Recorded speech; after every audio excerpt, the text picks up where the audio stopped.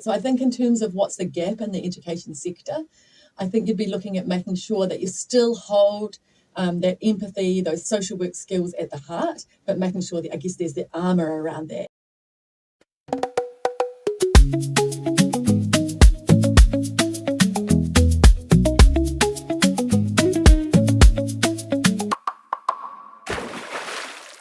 Now we come to the education part because our viewers are thinking, "Oh, then this is New Zealand Student Life. Why are they talking about a charity?"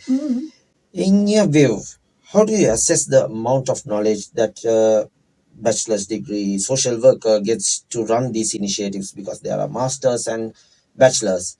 In some countries, it's unheard of, but in New Zealand, I think it's has a special place because there are a lot of volunteer organizations and charity organizations handling and directing these charities. What needs to be changed in the education curriculum?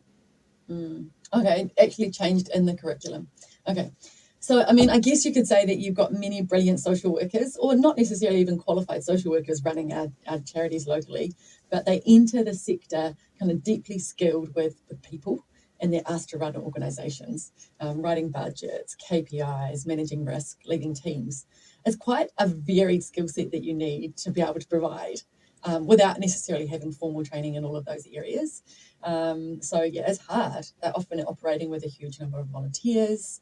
The remuneration's obviously not there compared to what it may be in the corporate sector, and reflects those kind of skill sets that are required. So we've got a lot of people that care deeply, and we've got a lot of skills right across the rohu, but it's just looking about how we can make sure that we've got the skill sets to be able to provide that. So I think in terms of what's the gap in the education sector, I think you'd be looking at making sure that you still hold that empathy, those social work skills at the heart, but making sure that, I guess, there's the armour around that, around those organisational skills that you need around not just be training them to becoming an accountant, but understand how they can provide the support, and then what do they then do if a situation arises where there's a flood or a major incident, and do they then have the skills that they need to be able to make sure that the service is still operating for the community and for their people or their clients that they work with, which is quite a different thinking that people require to have to be able to do that. But it's just looking at how we can kind of